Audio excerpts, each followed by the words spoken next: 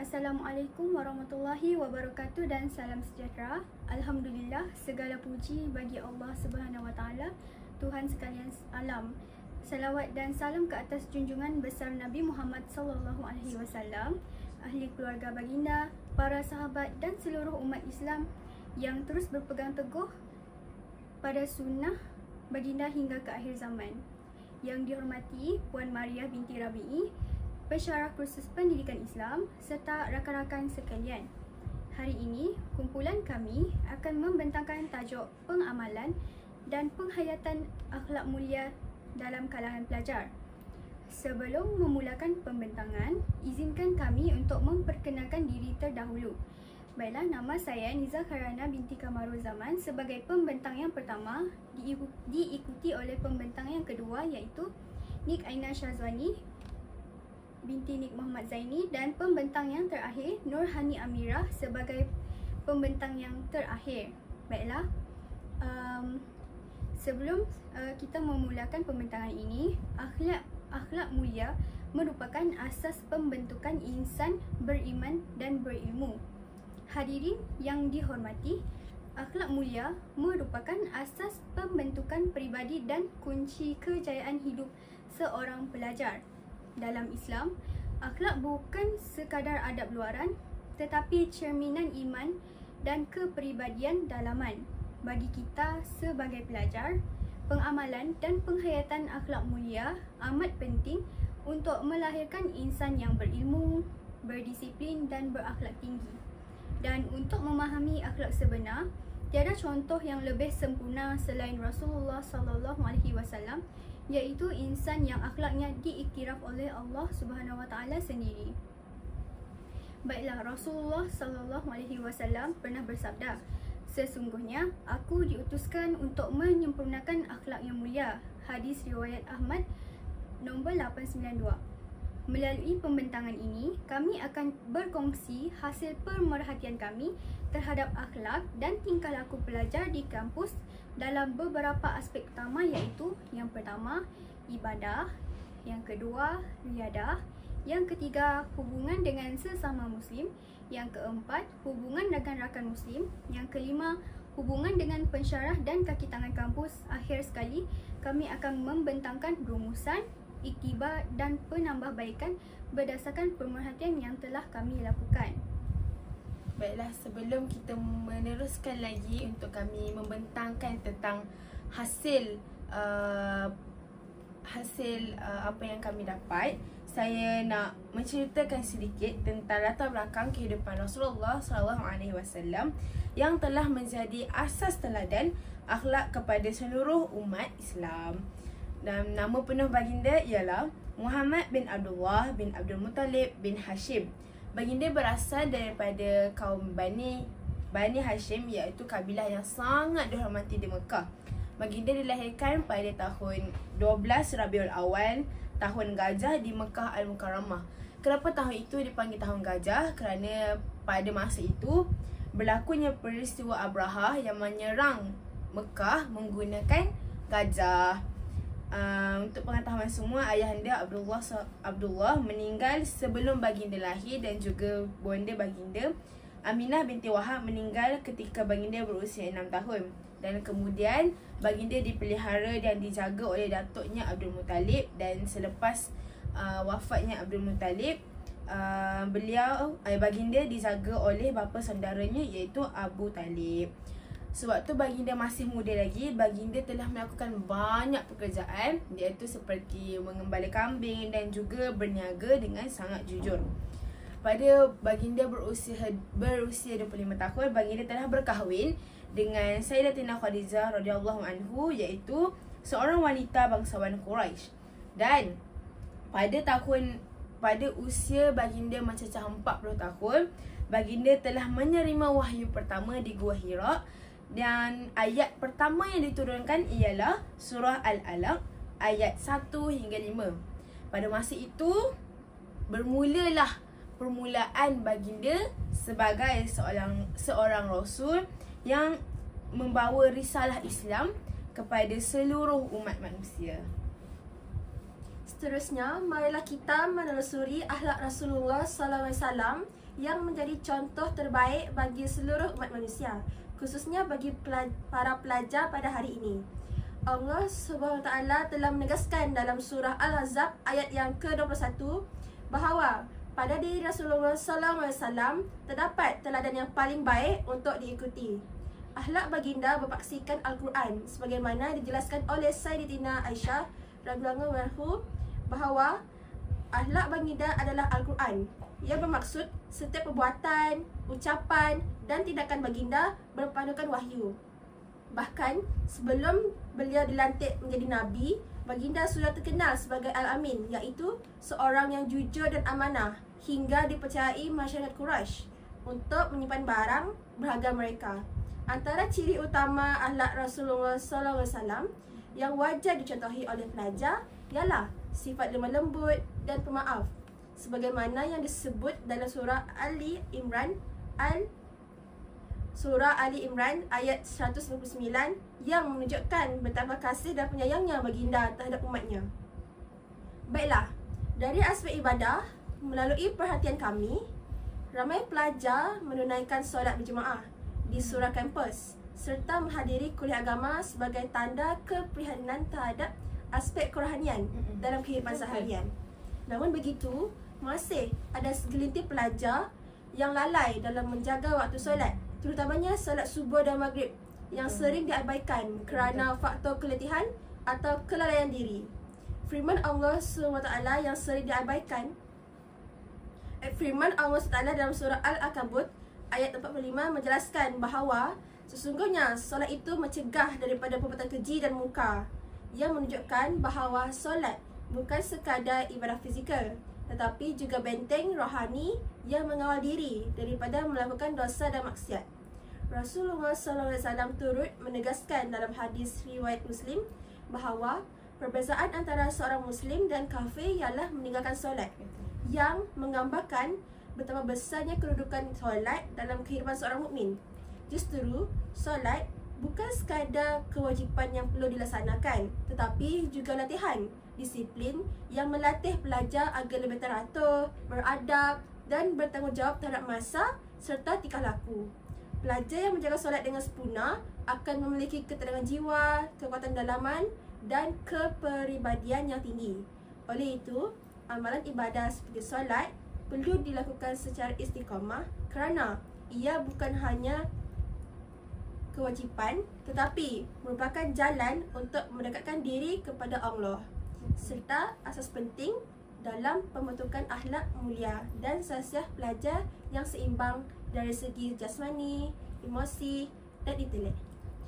Betul. Saya sangat sokonglah dengan apa yang Hani sampaikan tadi, dan sepanjang saya di IPZ ni juga, apa yang saya dapat lihat banyak sangat aktiviti yang kita telah laksanakan di surau kita, betul tak? Dan apa yang saya dapat lihat banyak juga sambutan daripada pelajar-pelajar kita. Contohnya macam hari tu kita ada Maharajan Al-Quran. Banyak juga yang turut terlibat dalam pertandingan-pertandingan dan sekaligus dapat membuka peluang untuk kita mencukir banyak bakat-bakat seperti hafazan, tilawah dan nasyid. Banyaklah benda yang bagus dan saya sangat setuju ada yang dapat diterapkan dalam diri kita lah, sepanjang apa yang saya nampak di IPZ ni. Dan boleh ulaskan sikit tentang yang pasal solat subuh dan maghrib yang dekat? Okey, baiklah. Kalau pada pendapat saya, ramai pelajar yang tak turun solat subuh dan maghrib disebabkan mereka merasa malas pagi-pagi ataupun malas waktu petang nak turun. Betul. Dan kurang sangat pelajar turun pergi solat berjemaah sebab diorang sibuk dengan buat tugasan, buat aktiviti riadah. Contoh diorang waktu petang main bola ke, beriadah ke, diorang akan rasa macam malas nak pergi surau sebab diorang dah penat, keletihan. Jadi diorang lebih memilih untuk solat sendiri dalam bilik mereka masing-masing. Itu pendapat saya. Betul. Baiklah, dari aspek radiah pula, kami mendapati ramai pelajar aktif melibatkan diri dalam pelbagai kegiatan sukan seperti bola sepak, bola jaring, badminton, berjogging serta aktiviti kecergasan seperti Zumba. Aktiviti radiah ini bukan sahaja dapat meningkatkan tahap kesihatan fizikal, malah turut membina semangat berpasukan, disiplin diri dan kerjasama dalam kalangan pelajar. Namun begitu, masih terdapat sebahagian pelajar yang kurang menitik beratkan adab berpakaian seperti berpakaian ketat serta batas pergaulan antara lelaki dan perempuan yang tidak dijaga ketika beriadah. Rasulullah SAW bersabda, mukmin yang kuat lebih baik dan lebih disukai oleh Allah daripada mukmin yang lemah. Riwayat Muslim no. 2664. Hadis ini menunjukkan bahawa kekuatan fizikal amat penting selagi ia digunakan untuk tujuan yang baik dan diridai Allah SWT. Dalam masa yang sama, Allah SWT berfirman dalam surah Al-Baqarah ayat yang ke-155 yang bermaksud, dan janganlah kamu menjatuhkan diri kamu ke dalam kebinasaan. Ayat ini mengingatkan umat Islam agar tidak lalai dalam menjaga keselamatan, kesihatan dan batas syarak semasa melakukan aktiviti riadah. Oleh itu, riadah perlu dijadikan medium tarbiyah jasmani dan rohani yang mendidik diri agar seimbang antara kecergasan tubuh dan kebersihan hati.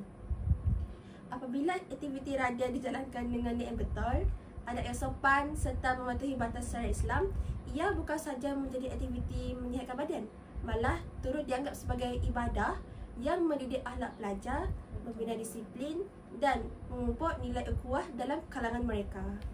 Betul, saya setuju dengan apa yang Hani sampaikan. Saya nak tambah sikit bahagian yang bahagian akhlak tadi. Saya sangat sokong sebab dalam sukan ada sukan yang dalam berkumpulan, ada sukan individu, tapi kebanyakan yang saya nampak kat sini semua berkumpulan. Contohnya macam bermain bola jaring. Dalam bola jaring kita bukan sahaja bermain sahaja macam tu, tidak. Kita perlukan kerjasama, strategi sepasukan, dan apa yang saya dapat lihat semangat kesukanan tu sangat tinggi. Dan sukan ini bukan saja melihat atau macam sesama musim sahaja. Malah semua tidak kira kaum, kita sama-sama menjalankan sukan itu bersama-sama, dan secara tidak langsung dapat mengeratkan lagi ukhuwah dan persahabatan kita. Betul. Saya sangat setuju dengan pendapat saudari Aina. Pada pendapat saya pula, sukan ini membantu para pelajar bukan sahaja dari segi mengeratkan silaturahim, malahan dapat mencerdaskan badan mereka serta mengelakkan diri mereka daripada terkena penyakit. Contohnya penyakit yang sering kita lihat pada masa kini iaitu obesiti, darah tinggi dan sebagainya. Jadi sukan ini merupakan satu jalan yang sangat bagus merupakan salah satu penyelesaian yang sangat bagus bagi pelajar untuk mengekalkan gaya hidup sihat dalam kehidupan mereka. Ni ulas sikit tentang pemakaian sepanjang aktiviti dia ada.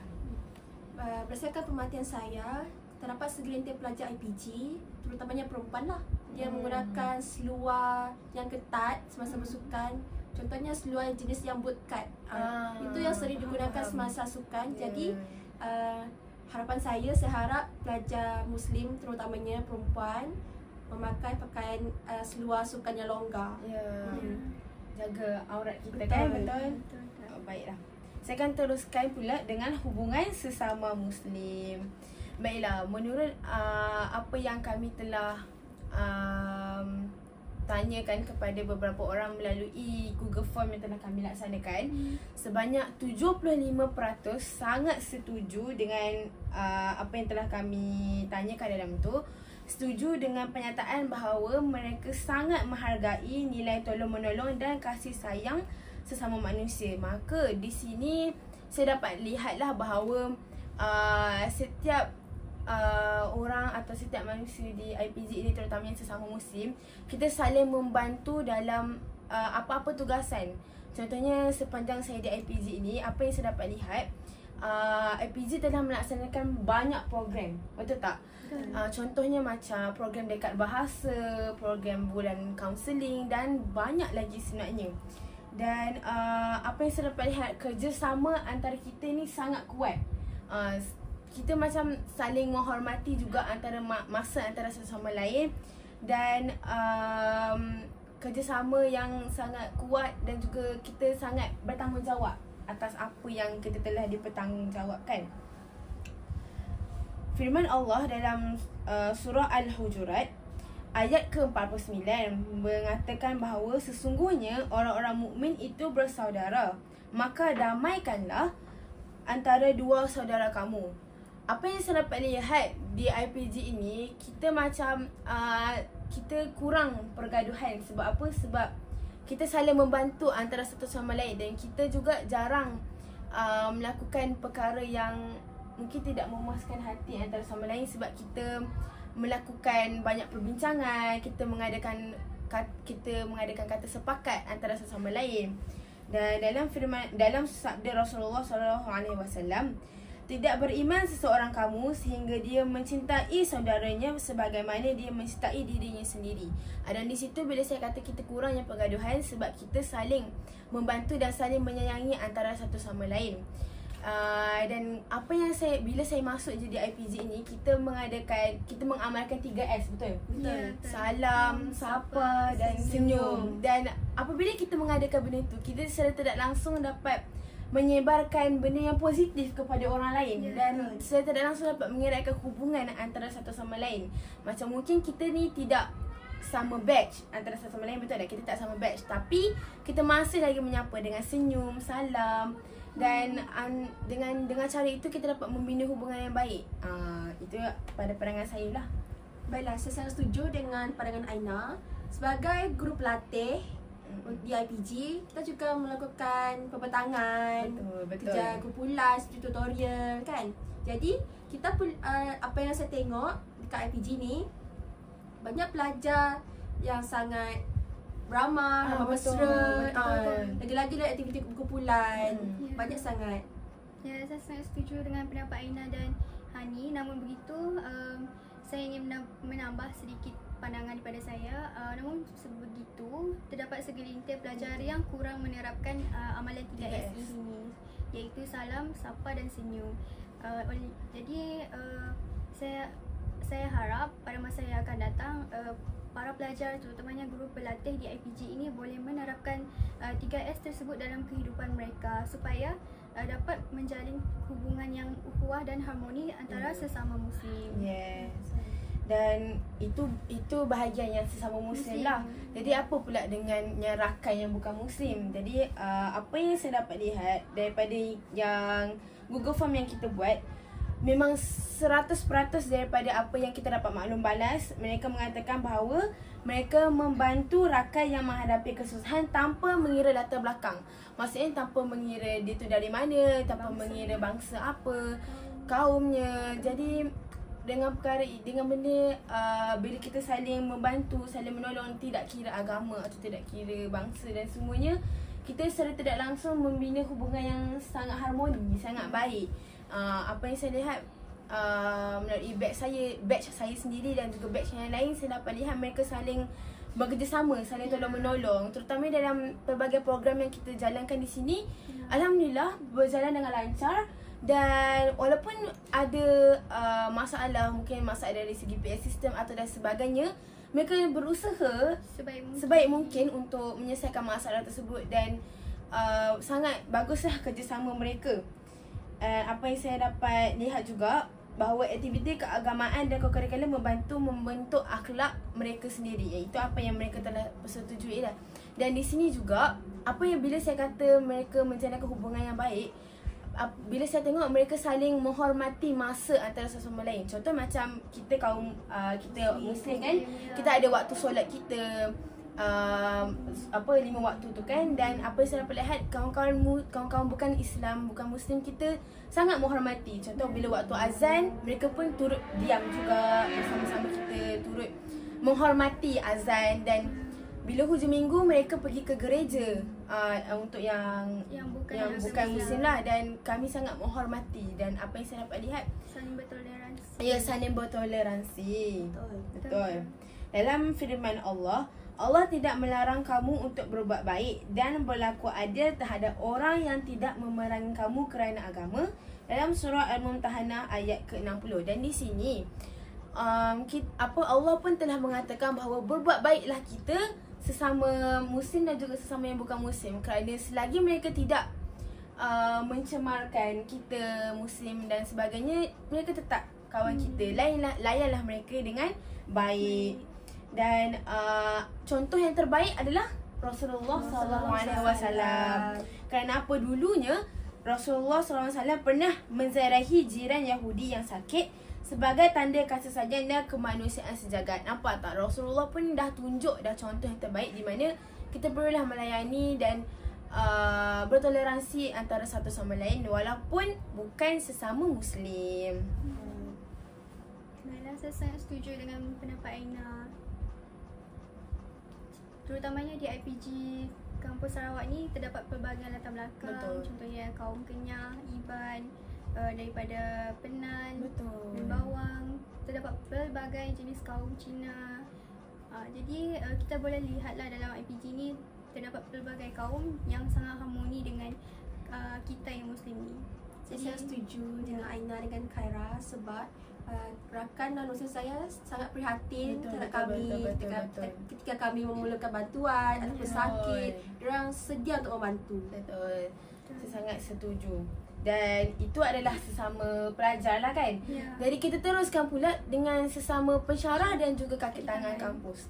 Jadi kaki tangan kampus ni semua macam kita punya cleaner, kita punya akak-akak, abang-abang kafe. Dan apa yang saya dapat lihat, kita menjadikan hubungan yang baik lah. Sebab kita kan ada yang mengamalkan 3S tu, betul kan? Dan bila kita berjumpa dengan pensyarah-pensyarah kita, berjumpa dengan akak-akak, abang-abang kafe kita senyum sapa, kan, bagi salam. Dan benda tu secara tidak langsung memberikan positif pada orang lain dan mencerminkan kepribadian kita sebenarnya. Betul, mencerminkan kita ni baik, bagus. Dan berdasarkan apa yang kami telah berikan melalui e-Google Form, 75% bersetuju bahawa mereka sangat dan sentiasa menghormati pensyarah dan staf di IPG. Dan apa yang saya dapat lihat, apabila kami berselisih atau berjumpa dengan staf-staf di IPG ini, banyak yang kan bila kami memberi salam ataupun ucap selamat pagi, selamat tengah hari, mereka akan balas dengan senyuman dan mereka sangat baiklah untuk kita, betul tak? Dan contoh kalau kami memerlukan bantuan, contoh kami memerlukan baldi ke atau dan sebagainya, mereka sangat banyak membantu kami. Dan dari segi pertuturan, apa yang saya dapat lihat, kita baguslah bila kita cakap dengan menggunakan bahasa yang sopan, bahasa yang baik. Walaupun ada segelintir lah juga yang kurang, tapi tidaklah terlalu ni sangat. Tapi apa yang saya dapat katakan, kita masih lagi menjaga kita punya pertuturan dan sebagainya. Dalam firman Allah, dan rendahkanlah diri kamu terhadap mereka yang mengikutimu daripada orang yang beriman. Dalam surah Asy-Syura dan Syuara ayat ke-26. Dan apa yang saya dapat lihat, apa yang saya faham daripada sini, pensyarah itu orang yang memberikan ilmu pada kita. Jika tiada pensyarah, kita pun sebenarnya tak tahu apa yang kita nak belajar, betul tak? Dan kita sebagai murid, kita kena rendahkan diri kita sebab ilmu kita kurang sebenarnya daripada ilmu diorang. Kita yang nak menimba ilmu daripada pensyarah kita itu sendiri. Dan kita kenalah rendahkan ilmu sebab mereka lebih mengetahui lagi, betul tak? Dan kalau ikutkan staff pula, mereka lebih banyak lagi pengalaman daripada kita. Kita pun rendah diri, kita pun bolehlah bertanya apa-apa pun pada mereka. Mereka lebih apa orang panggil, lebih banyak makan garam berbanding kita. Rasulullah pula bersabda, bukanlah termasuk golongan kami orang yang tidak menghormati orang tua dan tidak menyayangi yang muda. Dalam dekat sini Rasulullah kata untuk kita Rasulullah sangat mementingkan kita menghormati orang yang lebih tua dan juga kita menyayangi orang yang lebih muda. Tidaklah kita yang sebagai yang muda ni saja perlu menghormati, menyayangi yang tua. Tak. Kita pun yang muda pun kena juga menghormati yang lebih tua. Contoh macam kita akak-akak dan akak-akak sini batch lain sangat menghormati kami, sangat menyayangi kami. Macam memberikan kami ruang dan waktu untuk menjawab apa-apa persoalan mereka atau sebagainya, sangat bertoleransi. Dan juga sesama pensyarah juga kami masih lagi boleh berbincang, melakukan untuk mendapatkan kata sepakat lah antara sesama lain. Contohnya macam untuk membuat kelas kan, macam mungkin pada hari ini pensyarah itu tidak dapat membuat kelas dan kami pun cari masa untuk membuat kelas ganti. Di situ telah menunjukkan bahawa komunikasi dan kami dengan pensyarah baik. Ya. Baiklah. Iktibar yang kita dapat ambil dari perbincangan tadi ialah yang pertama, ibadah yang ikhlas mendidik jiwa agar tunduk dan patuh kepada Allah Taala. Dengan melakukan ibadah dengan hati yang bersih dan niat yang betul, ia membentuk ketenangan rohani serta menjauhkan diri daripada sifat sombong dan lalai. Yang kedua, radiah yang beradab bukan sekadar aktiviti menyihatkan tubuh, tetapi juga medium untuk membina kerjasama, semangat berpasukan dan disiplin diri selaras dengan ajaran Islam. Yang ketiga, ukhuwah sesama rakan Muslim dan bukan Muslim pula mencerminkan Islam sebagai agama yang membawa kasih sayang, toleransi dan perpaduan tanpa mengira latar belakang. Yang keempat, sikap hormat kepada guru amat penting kerana daripadanya terbuka pintu ilmu, keberkatan serta kejayaan dalam kehidupan dunia dan akhirat. Dengan kita menghormati guru, pensyarah ataupun orang sekeliling, ini sangat membuka pintu keberkatan dan ilmu juga diberkati oleh Allah Taala supaya kita senang masuk ilmu tersebut. Betul. Baiklah, yang terakhir sekali, akhlak bukan sekadar teori yang dihafal tetapi perlu diamalkan secara berterusan dalam kehidupan seharian.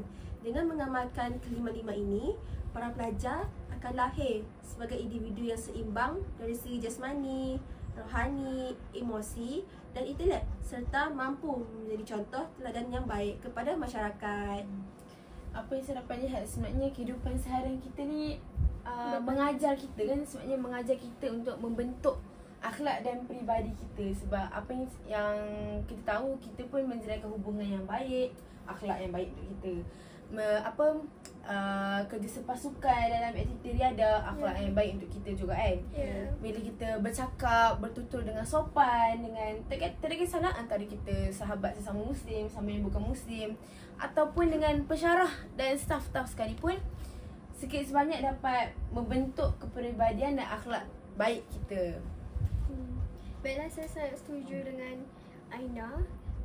Dan betul, saya nak menambah sedikit iktibar yang berdasarkan pandangan saya. Baiklah, menurut apa yang dibincangkan oleh Hani sebentar tadi tentang akhlak yang perlu kita amalkan ini, melalui pengamalan ini kita bukan sahaja dapat melahirkan individu yang sempurna dari segi intelek, rohani, jasmani dan sebagainya, tetapi ini juga dapat membantu kita untuk menjadi contoh teladan baik untuk kanak-kanak, terutamanya kami sebagai guru pelatih di IPG ini. Jadi sekaligus ini bukan sahaja membantu untuk melahirkan individu sesama kami, tetapi untuk membina generasi yang lebih baik akan datang dan melahirkan sebuah negara yang harmoni dari segi berbagai aspek. Itu sahaja dari saya. Baiklah, seterusnya kami akan teruskan antara cadangan yang saya utarakan tentang penambahbaikan. Baiklah, yang pertama, kita boleh mengadakan program bimbingan rohani, iaitu mengadakan tadarus mingguan, kuliah maghrib dan usrah pelajar. Program ini membentuk rohani terutamanya pelajar Muslim lah. Contoh, kalau pelajar bukan Muslim, mereka boleh mengadakan program dari segi pendidikan moral. Seterusnya iaitu etika riadah Islamik, iaitu kita boleh melakukan kursus untuk pelajar Muslim tentang penetapan garis panduan berpakaian dan pemisahan jantina dalam sukan. Contohlah ada sukan yang memerlukan percampuran antara jantina, jadi kita boleh meletakkan garis panduan tentang syarat-syarat untuk bermain antara yang memerlukan kedua-dua jantinanya. Contohnya bola baling, seterusnya badminton. Jadi kita boleh menetapkan beberapa garis panduan untuk pelajar yang menyertai. Okay, terus kemudian antara cadangan saya ialah kempen ukhuwah dan adab kampus. Kempen ini bukan sahaja menggalakkan budaya memberi salam, senyum, ia juga membantu kita untuk merapatkan ukhuwah antara kita tanpa mengira bangsa seperti yang kami telah bincangkan sebentar tadi. Selain daripada itu, cadangan penambahbaikan saya iaitu latihan adab dan etika pelajar. Hal ini kerana adab dan etika merupakan cerminan diri sesebuah guru pelatih di IPG ini. Jadi bengkel komunikasi berhemah bersama pensyarah dan kaki tangan sekaligus dapat membuka mata pelajar dan pensyarah serta kaki tangan tentang kepentingan adab dan etika. Tidak mengira antara pelajar, pensyarah, kaki tangan seperti cleaner, abang kakak kafe, petugas-petugas lain. Jadi bengkel ini sangat baguslah untuk secara keseluruhannya. Kemudian akhir sekali, cadangan penambahbaikan saya iaitu penilaian akhlak dalam core curriculum, iaitu akhlak dijadikan elemen penilaian dalam program pelajar supaya nilai Islam terus diamalkan, iaitu akhlak perlu menjadi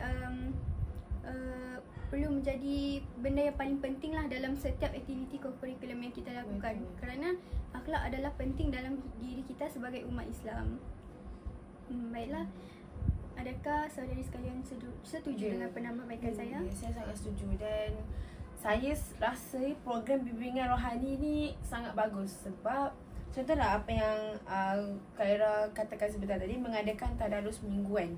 Bagi saya, bila kita mengadakan tadarus mingguan ataupun usrah sesama pelajar, kita sedikit sebanyak dapat membantu pelajar untuk contoh dalam segi tilawah Al-Quran, cara pembacaan Al-Quran, dan sedikit sebanyak mungkin kita dapat belajar dengan lebih mendalam lagi tentang tajwid dalam Al-Quran, di mana kita dapat membetulkan kesalahan yang kita buatlah sepanjang kita membaca Al-Quran. Betul, saya juga sangat setuju dengan pendapat Aina. Baiklah, untuk pendapat Khaira, saya setuju untuk etika radiat Islamik sebab dengan etika radiat Islamik ni, pelajar Muslim ataupun non-Muslim tahu batasan antara lelaki dan perempuan ketika bersukan. Contoh kalau sukan bola jaring kan untuk khas untuk perempuan saja. Untuk badminton sebenarnya boleh, cuma untuk bahagian yang kan jaring kat ada kat tengah kan. Jadi yang sini lelaki, yang situ perempuan. Jadi dia boleh main, tak bersebelahan. Jadi saya sangat setuju dengan pendapat Khaira. Okey, baiklah. Berdasarkan keseluruhan pembentangan kami tadi, saya akan merumuskan secara keseluruhan tentang apa yang telah kami bincangkan sebentar tadi. Iaitu yang pertama, akhlak mulia ialah cerminan keimanan pelajar kepada Allah Subhanahu Wa Taala. Penghayatan akhlak ini penting dan perlu diterapkan dalam semua aspek kehidupan kita, iaitu dari segi ibadah, sukan, sosial dan akademik. Okey, kemudian Allah Subhanahu Wa Taala pernah berfirman, sesungguhnya bagi kamu pula, iaitu diri kita sendiri, Rasulullah itu contoh teladan yang baik. Berdasarkan firman Allah ini, kita sebagai umat Islam perlulah mencontohi Rasulullah SAW kerana beliau merupakan sebaik-baik contoh teladan di seluruh dunia ini. Baiklah, yang terakhir, pelajar yang mencontohi akhlak Rasulullah SAW akan melahirkan kampus yang harmoni, berdisiplin dan diberkati. Jadi apabila kita mencontohi sifat Rasulullah dan segala yang telah dilakukan oleh Rasulullah, sekaligus ini dapat melahirkan guru pelatih masa akan datang yang lebih bagus, berdisiplin dan diberkati oleh Allah Subhanahu Wa Taala. Jadi daripada perbincangan ini, semoga kita semua dapat mencontohi akhlak Rasulullah SAW dan menjadi pelajar yang berakhlak berilmu serta memberi manfaat kepada masyarakat. Jadi itu sahaja pembincangan kami pada perbincangan dan pembincangan kami pada hari ini. Jadi sekian, terima kasih. Wassalamualaikum warahmatullahi wabarakatuh.